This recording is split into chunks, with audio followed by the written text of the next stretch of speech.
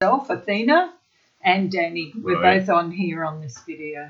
So, And just before we get into the evidence of what we're about to say in Mysterious Word, I want to mention that we believe God is asking us to change direction slightly, which also means the channel name will be changing, and that will start in the next video. We will have a new name, so just to let you know what the name is, the new name will be The Bridge. So if something strange pops up on your notification, it's The Bridge, it's us. Okay, so on to the word. So I've been looking around the internet, and I've noticed that no one else is picking up the fact that we've actually entered into the tribulation. Now, many people have been making predictions about this for years and years. Even the recent ones. Yeah, there's been recent ones, but not at this specific time. No. They're not saying it right now. Now, that, of course, either makes us wrong. Or crazy. Puts us in the crazy basket. Or we have something very interesting to say. And I hope you'll stick with us while we just present our evidence. Yeah. And, give it a chance. Yep. So many of the very well-known internationally accepted prophets have been saying this. What they've been saying is that at the turn of this year, that we have entered into a new era. Not just the new season. No, and they were so confronted by it that they actually confirmed it with each other. Yeah. So they were putting the word past each other and all that kind of thing. They understand we've entered a new era, as you said, not just a new year or a new decade, but a new era. But I believe that it's much more than that, and that they're actually failing to determine that we've actually entered the tribulation. And as I said, we'll give you our reasons for that. But the question is, why are they not picking it up? Probably because we're crazy. Okay, so I want to say this because I feel this a lot more than Danny does, because I'm a sensate, and that means that, and many of you will be too. Those of you that have come out of the wilderness, or you have a very sensitive and strong prophetic gifting, or even if you're still sojourning in the wilderness, you've probably been experiencing the most horrendous pressure since the beginning of this year. We're very, very sensitive to the spiritual realm, and the prophetic people, particularly the wilderness ones, what we've been experiencing is the pressure, the judgment, the burden, the load of the spiritual pressure that's being put on the world at the moment, particularly in the spiritual realm. So this is not personal, although it's probably felt personal. I know that I was struggling with it for a long, long time, even health issues, because I didn't understand it. I was taking it personally until God started to show us, and we started praying about it, and a lot of the burden was lifted. Well, once we started to recognise what it was, and that's what I want to say to you. Don't take it personally. This is something that's happening in the spiritual realm. It probably feels personal. Probably feels like, God's reneged on his promises. We're not moving forward. It feels more like we're under judgment than having come out of the wilderness into the promised land. It's feeling like that. It's not personal. Start praying into this, and you're going to feel a lot better. So what do we mean about tribulation? What is tribulation? Well, I don't mean the Great Tribulation. The Great Tribulation, also known as the Day of the Lord, or the Day of God's Great Wrath, when the vials are poured out and tribulation, the period of time. It's not the Great Tribulation. No. It's not that period. That's also time of Jacob's trouble and all that kind of stuff. That's towards the end of the tribulation period. The tribulation period that we're talking about is what precedes there the judging of the day of the Lord. Yeah, separating the sheep of the goats in the world. Yeah, so the tribulation is the period of time that precedes great wrath. Yeah, it's the time that concerns the seals and the trumpets. Yeah.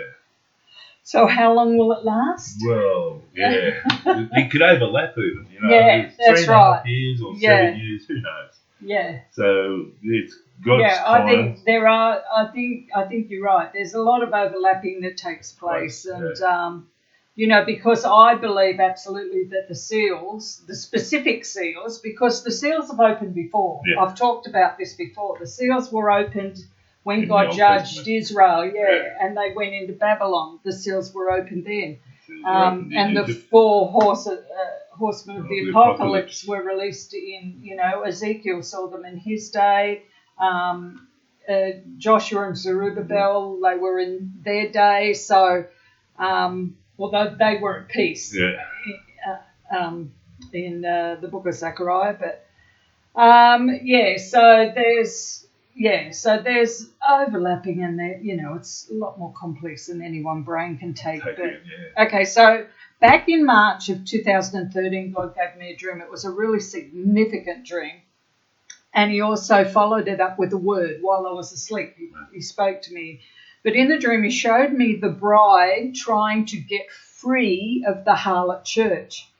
Then he told me after the dream that he was separating the sheep and the goats from among his people, and that he was doing it right then. So my belief is that in 2013 it kicked off. Yeah.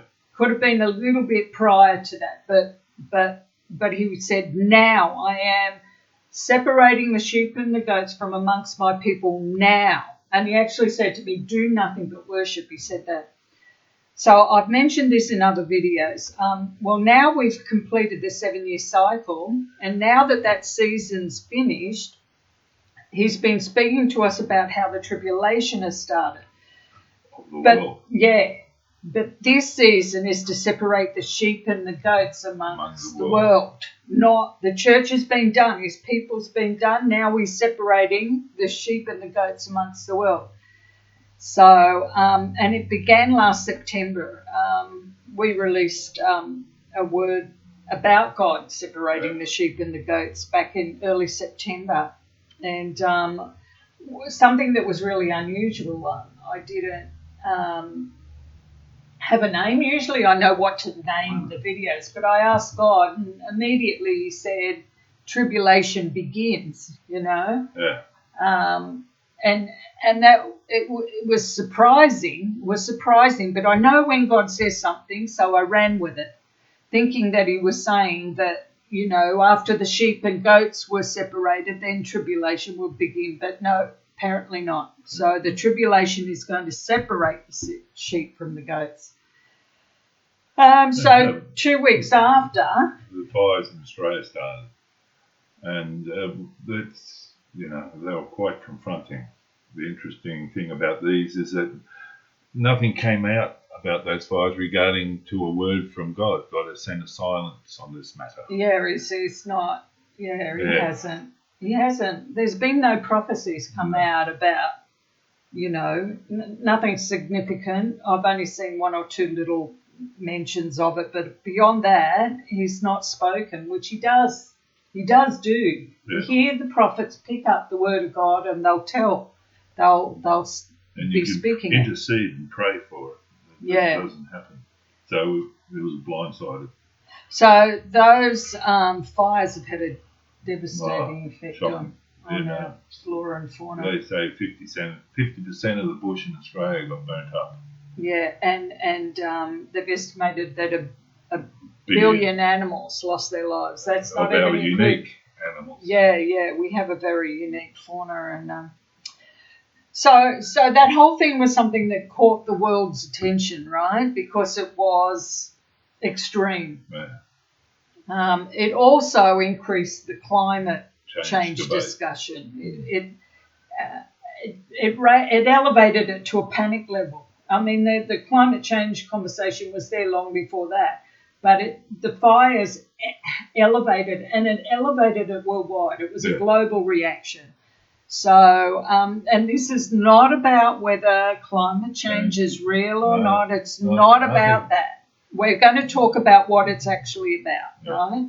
So, and in December then, immediately we saw the coronavirus outbreak. So now, okay, so we can argue everything away, right? That's happening quite easily. You know, we can say, well, Australia's prone to fires and floods. We have floods at present. And we can say climate change arguments have been around the world decades, as we said, and that the normal flu virus kills thousands of people every year. Yeah, a lot more annually than the coronavirus. It's not the flu that's the problem. It's not people dying. It's the fear that goes around the world. You hear about the fear. There's no one shopping. There's no one walking the streets. Everyone's isolated. And they're making decisions out of irrational human fear. Yeah. Now, I mean, some of that is very practical and should be. Some of that is very practical, and they should be doing that. But there's also a lot of it happening. Like there's been a reduction in things here in Australia. Yeah. And people make choices out of fear. But we'll get back to that anyway. If you look at the events of 9/11, approximately 3,000 people lost their lives as a direct result of the attacks. And I don't want to trivialise that. That was shocking. Yeah. But that's nothing in comparison to other disasters, such as the Japanese tsunami of 2011, where nearly 16,000 people died. And nearly the same amount of people, nearly 3,000 people, the same as what died in 9/11, have still not been accounted for after the tsunami. So just to compare that sort of thing. Now, the Japanese tsunami was a terrible event. It was shocking and it held the attention of the world, but it didn't have the effect on the world that 9/11 had. Now, the entire world changed after 9/11. The psyche of humanity changed with that. Suddenly, there was a new enemy, an enemy that had no borders. And it can't be seen. Can't be seen. It can't be controlled. The world became vulnerable to attack. Not just the US, but the world felt its vulnerability and its sense of extensional thing. And because of this fear, justified or not, we gave away a lot of our privacy and personal freedom in order to protect ourselves. So we're open. Everything is now. Yeah, we've now got 5G and facial recognition around the world, Big Brother and the Beast, and righto. And all of that stemmed from 9/11. And really, the terrorist thing, when you look back nearly 20 years now, it's been minimal. Yeah. It really has. It doesn't equate to the fear. Yeah. And maybe that's because we took extra action. I don't know. We're not trivialising. The terrorist acts that have happened have been shocking and awful, but nothing we can do to change it. No, we're trying to get to the point of the tribulation and what the tribulation actually is. So now we have new enemies that have arisen that threaten the world, and this is just in September, right? We have climate change and pandemics. Now, they also know no borders, and they are also producing irrational human fear. And the reason for that is because these new enemies, as we said, can't be controlled or contained by man. Only God can deliver us. Yeah, there's only salvation found in God. Yeah. And so that brings us to what is the purpose of the tribulation? Now, it's not about how many people can God kill during this time. It's all about who will you bow down and worship. It's all about who will you look to for salvation. Yeah, you look at the climate change people are blaming the politicians. Politicians have money in their eyes. That's all they think about. But they won't be able to save us. They can't save us. They can't bring about world change, and they're getting criticised, which is on the case they can be criticised because they're not doing a good job. But the politicians can't save us. No, they can't put borders on a virus. And the coronavirus, people, they're blaming China and the Chinese people, and even Chinese people that are in Australia that haven't been to China and have Australian accents are getting persecuted. Yeah. But this is what happens. This is, And there's a lot of people not going to Chinese restaurants and things like that, apparently in Chinatown. People are fearing. And when people fear... And it's irrational. It is irrational. It's more than irrational. It's a spiritual fear. Yeah. Okay, so we know that God is spirit, right? He's in control of all things in the natural, but his realm, the dominion where he resides is spiritual. He operates in the spiritual realm, which then affects the natural realm. So when we look for the tribulation, when we look for the seals and the trumpets, we have to look to the spiritual realm first. It's not how big the earthquakes are or how many people literally die of famine or disease. It's about what's happening spiritually in the world. What is happening in the psyche of humanity. Yeah. When people are afraid, they make decisions based on their fears, which we just talked about. And they won't otherwise make, and make financial decisions, and everything shuts down. I mean, we aren't really seeing anything yet, but the potential is it's on a slide. And, once that happens, people shut down, community dies. When community dies, then you get blame. You look at a person in eyes of someone you don't trust, and that's what the devil wants. Yeah. It breaks down community, breaks down mums, dads, families. They will start putting up walls around them, and that's it. We're lost. Well, yeah. I mean, if this... I mean, the virus could fizzle out tomorrow. We don't know. We don't know. But that won't change the psyche. No. The fear will still remain, and that's what God uses. He's creating this environment that is going to separate the sheep from the goats. Yeah. We don't like to think that God has anything to do with stuff like that, but we've got to look at the fact that who opens the seals? Yes. Who sounds the trumpets? Who pours out the vials? God's in control of it all. And you look at the Old Testament, you got Noah, and then you got Jonah, Jonah and the whale. He went... chucked a tissue, but ended up going to this city and telling them, and they changed, and God really, saved them. We don't understand either how fragile so much is. I remember saying to you years ago about the cruise industry. True, about how they was putting billions and billions into building these bigger and bigger and bigger ships, these cruise ships.